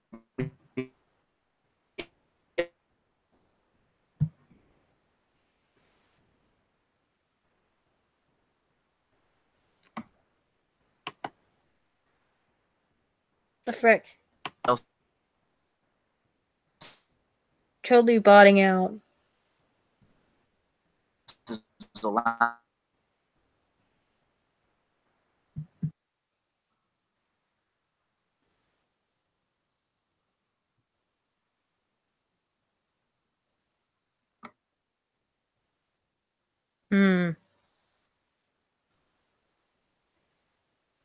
I guess I'll be coming back. Hello?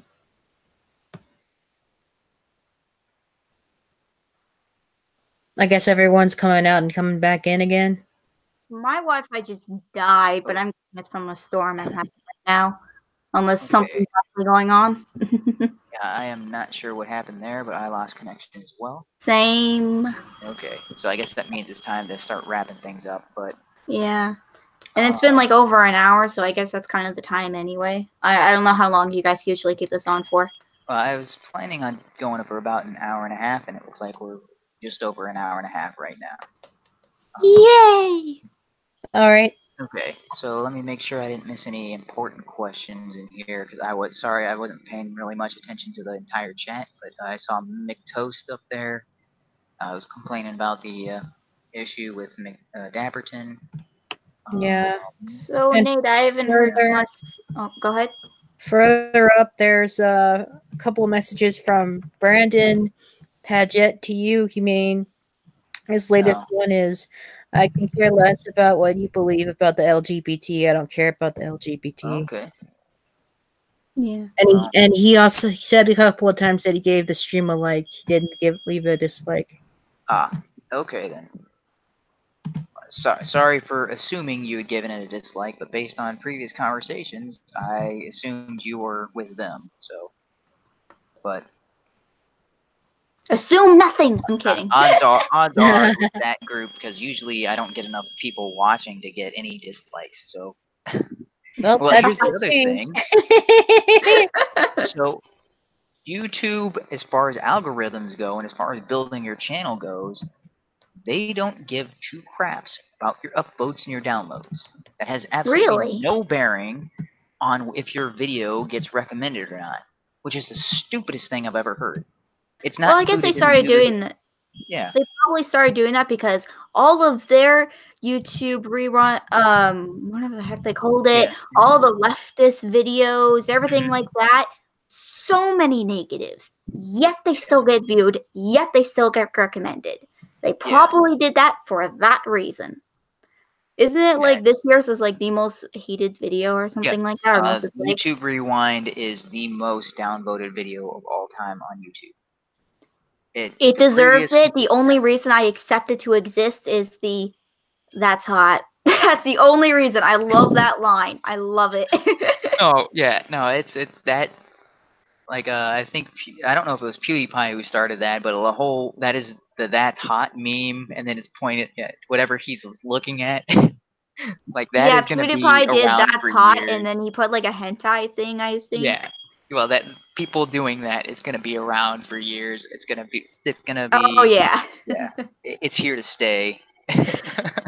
Once it gets thrown onto the internet, it stays forever, whether you want it to or not. Yeah. But at least you get to live forever. Which is kind of funny because what's like 200 years from now, no one will remember who Will Smith is from any of his movies or his rap career, but they'll know about that meme. Okay, maybe not that far, just because a trend I've been seeing with a lot of memes lately, especially now, is they'll last for let's give an estimate about 8 months. They'll die, and then it'll either become, depending on how it grew, it either become too cringy to talk about, or that was kind of funny, a good throwback, but eventually just die to where no one knows about it. About, let's just say, about 2 years, barely anyone talks about it anymore. That's what I've seen with memes, especially if it grows really, really fast. Then it goes down really quickly, and then just like it's way too cringy to talk about, like with fidget spinners. What the fuck was that? What the fuck was that? I don't know. The only memes I think will last forever is the one, the what the fuck is that? And second, that's a war face. Now let me see your war face. Ah! Okay. Or the John Tron meme. I don't know. I don't know. The Captain Picard face palm is pretty good. Yeah. I think that's gonna stay around for a while. What's your I don't know. Some of these meme? memes have been around since the 90s or earlier. So. Maybe I'm wrong then. Yeah. What's your guys' favorite memes? I'm starting that's a whole to other conversation. Well, I'm starting to use scenes from Smokey and the Bandit as memes. Buford T. Justice. You some bitches couldn't close an umbrella. Dad, the roof of the car came off. No shit. What the hell is this? A drive-in movie? And then he honks his car, and then the horn just keeps going. You know? What is this? This is evidence. Put this evidence in the car. I'll put you away till you're gray. I'm gonna burn your ass in molasses. This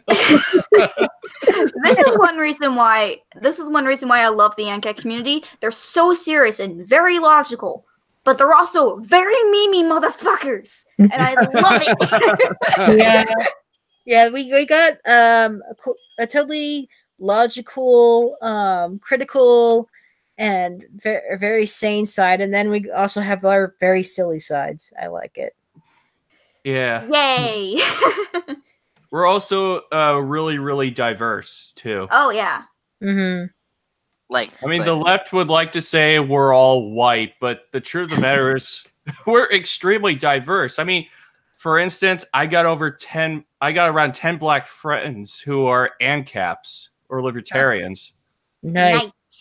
So, hello. Which, do you remember what was going on with, what was that frog guy a couple days ago? Or, there was like, oh god, what was his name? Well, let me find it. You talking about David Webb? Yeah, at West Report Frog. Do you remember what that was, guys? Oh no, I don't know about that. No, I'm asking Nate and Kat. Oh, You guys remember what that was? But you started talking about like diversity and all that sort of thing, and the more recent thing that just happened is some CNN analyst accused a guy. I think his name is David Webb. Let me double check that. Yeah, he's a radio host, so I'm pretty sure. Yeah. Oh yeah. Yeah. So she accused him of benefiting from his white privilege, which is not a thing. Yeah. Exactly. Okay, she's black and he's black. Yes, okay, it would have made more sense if he said male privilege, which is still not a fucking thing. But at least it would have. Yeah, that is the first. That is the first. That is so hysterical. White privilege is so powerful; it can even make black men succeeding. People like that need to also stop living in the past, because they'll say like, "Oh, back in the blah blah blah," or "I used to be," or "There used to be slaves in this country," and it's like, stop it. That's not now. Stop it. Get some help. Yeah, because I mean, his argument was spot on. He was saying the only reason he got into the position he was is because of his own merit. I'm like, yes, that's how the U.S. works. That's how it works for the majority of people. Anybody who claims otherwise is just not doing something right. I mean, they're blaming the rest of society for their own failings. I believe, like, I've heard like a lot of people, especially from the left, say like the what was it, the American ideal of like the God, what do they call it, like the American life, or it was the American dream. People say that the American dream isn't true anymore. I think what it is, the American dream of having the ample opportunity to choose to whatever you want to do, to either you can be a bum or you can be a successful. It just depends on how much you want to work for it. And because you have the option to work for it, that's why we have a free country. Now, in some places you can't because of the fucking government and limiting me from making a job. I mean, business, but different story, different subject. I still think the American dream is true, even though the left will love to say no. If it weren't for certain regulations and all that sort of thing, I could have started my own platform to compete with Patreon. But as it stands, creating your own payment processor takes several $1,000s and a dedicated.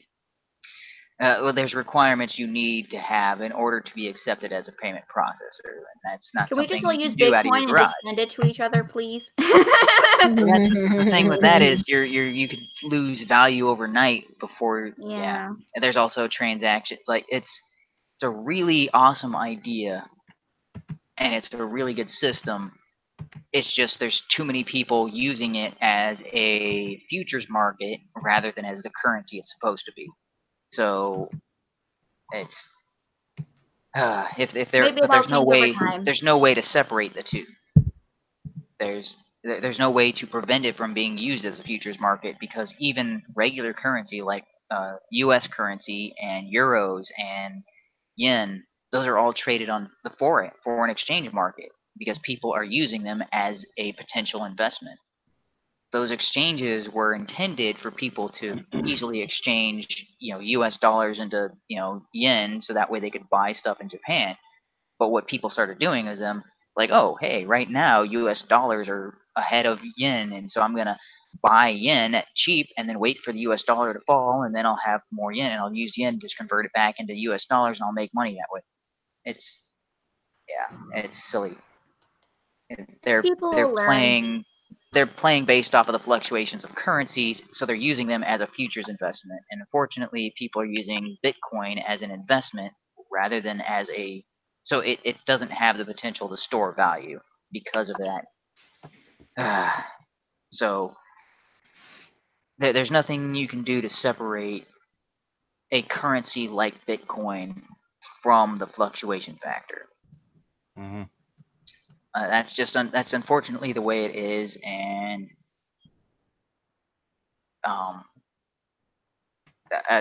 there isn't a better alternative though. It's the best we have for now until something new comes along.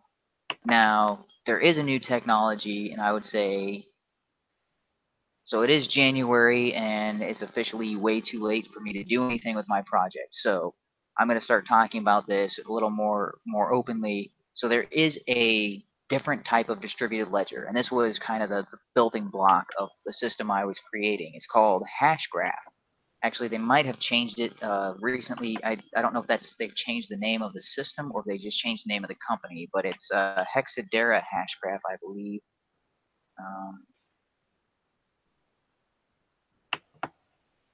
This will be the last.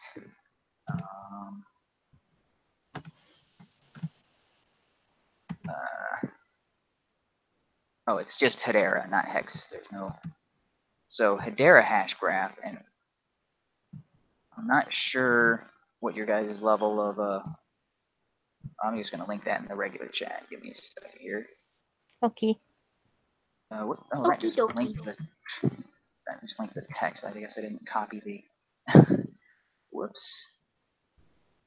I'm gonna link that in the regular chat here. It's so quiet. So it's Hedera Hashgraph, and that image on the right is absolutely ingenious. What he managed to do, it solves a problem in computer programming that dates back to the 80s. This is the way the internet should be, and hopefully the way the internet will eventually be rewritten to follow this model. This is the best of everything you could possibly get. It is fast. It doesn't have any bottlenecks. It has consensus the same way blockchain will, but it doesn't require any of the previous ledger the way blockchain does. So that means after a certain amount of time, you know that everything that all the information everybody has is 100% the truth. So you don't need to, like blockchain right now, everything from 2010 or wait, 2009, all of the transactions have to be stored in the block, and that block just keeps getting longer and longer, and everybody who joins has to have all the transactions from 2009 till now. With Hashgraph, you only need like maybe a couple of hours. So the amount of information you need to store on your computer is nothing. You could run this on a cell phone. You could not run Bitcoin on a cell phone because you'd need so much storage space. You can run a wallet on your cell phone and it connect, but you couldn't run a node. You could run a node on a cell phone with this. That is insane. The amount of that's why I was saying, I was like, dude, I was building my program based on this my application based on this technology because this is so much better than anything else that's on the market. This is right now, Hashgraph does not have a coin. Right now, the only thing holding back Hashgraph is the fact that it is a proprietary technology. They have a patent on this. But this is the next big revolution in the internet. And it won't be long until a lot of other people find out about this and they start building everything based on this foundation. Because this is as good as you can get. It's the best form of security. It's the best form of speed. You cannot beat this mathematically. Like it's based on mathematical theorems. You cannot get better than what this has done. Did you say it was patented? Yeah, it is patented. The Hedera group does have the patent on it. But and how can people make things based off it? Wouldn't they just sue them? Well, yeah, but you can get a license. So that's what I was. I hadn't pursued a license because I wasn't going to pay for something unless I could actually get it out the door. I needed the you can download the software and you can still build applications on it. You just can't build anything that earns you money, because this is the way a lot of softwares actually work. You can get a development environment. So the same thing with UnityWare. You can get a development environment, but once you actually sell so many copies of it, then you have to pay them money. So Hashgraph was kind of like that. You can get a development kit, and you can start building your own applications using that. But once you go public or once you go live, then you actually have to pay them money. So I have the development kit. I was building my application on that. I never went live because I didn't have the money for the license. I also didn't have a payment processor, so even if I went live, in a day or two, if PayPal or Stripe said no to my site and they shut me down like Subscribestar, I would be out thousands of dollars a month that I don't have. So, and it would cost me thousands of dollars a month to keep this website, or because I wouldn't be able to get out of the contract with Hashgraph as easily. So I would have to come up with some way of paying them back however much money, because I don't know, because I'm a it's at that point where it's like, okay, unless I can be sure that my platform will be sustainable and will be profitable, I can't even get to that point yet. I can't even get to the point where I get a license from Hashgraph. But that's like, if you see some kind of coin that comes out of that, or if you see any way to start investing in this company, do it. This company is the future. The guys who made this, the way I would best describe this is, if Bitcoin and blockchain are checkers, what these guys have done is invented chess. It's so simple and so powerful, and yet it's basically the same board with slightly different pieces, and it works so much better. Like, there's only so many games of checkers you can play, but there's like nearly infinite number of chess games you can play, and it's the same size board. It is one of the most you've had in the last, like 30 years. So anyway, that was going to be the distributed ledger that my platform used. And so if you guys know anything about computer programming, or you know any computer programmers, have them check into that and see what it's about, and then start blasting that around the ANCAP community, because we need to get more people using that, building technology using Hashgraph, or getting licenses if they have the money. I tapped out, so I can't do anything. And just signed a contract today, so I'm in a 2-year contract with my current employer, which means part of that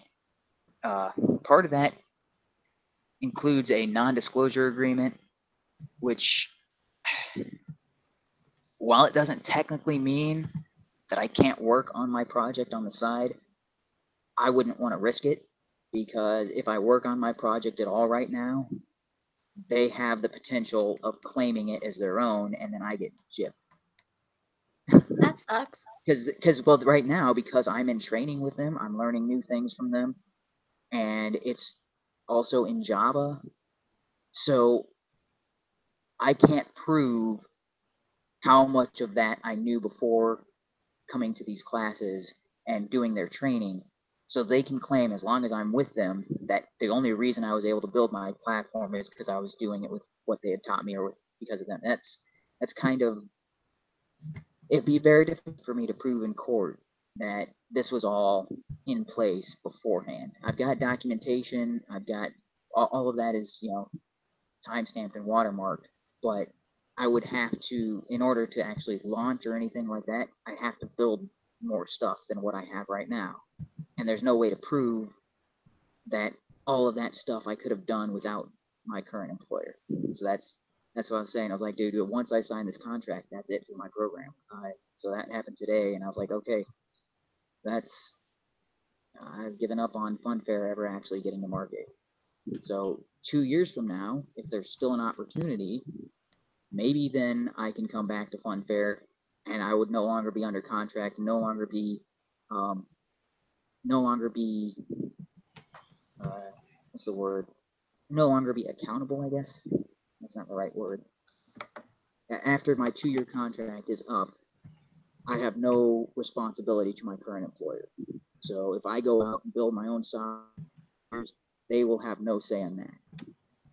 But anything I work on within the next 2 years, they can take me to court and possibly win and take away my creation. So I'm not even going to risk that. I'm not going to.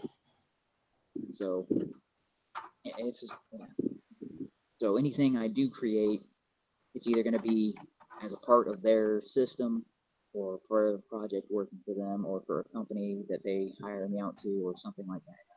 I'm not going to do anything on my own while I'm under that contract. But, oh, dude, it is already getting on to 11 o'clock. I do have training in the morning, so I'm going to call it a night. Thanks, everybody, for joining me, and thanks to all the new subscribers. I'm supposed including myself. And me. Yeah. So whether you liked the content or not, you should hit a downvote or an upvote and subscribe to my channel. I hate shilling for that sort of thing. If you don't know how to use YouTube at this point, I don't want you as a subscriber. If you can't figure out how to click the subscribe button or how to click the upvote and downvote, if you need me to explain how that works, I don't want your subscription. Is that a better way of saying this? Been around for like what, 10 years at this point? It's been around since 2005. Yeah, and yet everybody ends their video or their live stream talking about how you can subscribe. And I'm like, dude, if you need to be told how to use the system, then I don't want your subscription. People who are 5 know how to use YouTube. Hello. So I am going to avoid the usual cliches and all that, and I'm just going to say, yeah, thanks everybody. Oh, if anybody else has anything that they want to, I guess, plug is the term, or just your own, like your hash, or your how people can contact you or follow you outside of Twitter. Although most of the people here probably already do. But okay, nobody's got anything to say. Right? I mean, I technically, me and AmeriCap are making a gaming channel together, and AmeriCap is going to be making political content again. Yay! But yeah, look for that soon because that's going to be coming out pretty soon. And I already have some videos ready for it. I'm just waiting for him to upload it. So, yay! All right. So usually, oh, sorry, go ahead. As for me, you can find me on Twitter. I've also got a Patreon, though. I'm gonna give Subscribe Star some time to be around, see how it goes before I move over there. And of course, you can find me here on YouTube. So yeah, I'll be. I've got the Nate the Volunteers live stream, trying to get to 1,000 shows on that one. So yeah, and I'm also making videos, and I've got several collabs in the works right now. I got one that's currently unreleased. I don't know why it's not out yet. It's my collab with Hoodie Demon.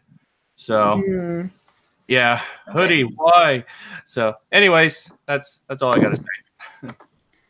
Can I? And like, keep in mind, I've done a whole lot of streaming on my channel, and I'll be involved in 2 collabs. I don't know when they'll be out, but it's still in the process of doing research and getting things organized. Okay. And I don't want to shout out too much, but I also kind of forgot something. I am I don't exactly know how to say this, but I'm trying to be a digital artist and doing commissions for people. So if you need me to change your avatar, get backgrounds, make an avatar, or whatever art thing you want me to do digitally, I can do that. Well, apparently, I show my face, and I might need one of those cartoon avatars so I can blend in with everybody else. I used to show my face. Patrick of Disenthrall said on one of my streams. I used to show my face all the time. I just look like shit today. But we could talk later if you want. Okay, yeah, it'll probably be a while. Oh, yeah. We could use the one of Jimmy Cricket like we use on my Discord server. Yeah. I mean, yeah, I might have a Jiminy Cricket version of me, maybe, but it'll be a while before I need one of those. All right. I think I might actually need to start doing that because I will be working for. I should start separating my professional life from my online social media presence because I do say things that I'm like, oh yeah, that could either look bad to an employer or that could be something that might get me fired. So I'm in a situation. So I was like, oh, maybe I need to start distancing myself from my social media. Well, I can help you with that. I stand firmly behind everything that I have said, and as far as I know, the facts are on my side. The problem is, it's not. It doesn't matter if the facts are on my side or if I'm correct. It matters is if they think I'm wrong or if they think I'm whatever. Especially so if they hold your paycheck perception. To your. Especially if they hold the money that will help you live. Yeah. Last thing I need is Gillette putting me as one of the bad guys in their ad. I'm the only one. It's weird. I'm the only one of the four of us that has not done a face reveal at all. It's kind of weird. All right. Well, save it for a very special occasion, Nate. Oh yeah. Oh yeah. Yeah. Okay. Well, I'm gonna wrap it up. We can hang out a little bit after I end the live stream here in a second. But so I'm stopping the live stream, and I usually do these on Tuesdays, although I think for the next few weeks it's going to have to move to Wednesdays, although it will be earlier than this. This is already pushing 11 o'clock. I was hoping to start at 7 Eastern time, but technical difficulties pushed that back like by an hour and a half. You're still live. Are you still live? Yeah, I'm still live. Okay. Thanks for everybody joining me. I will be doing this again hopefully next Wednesday.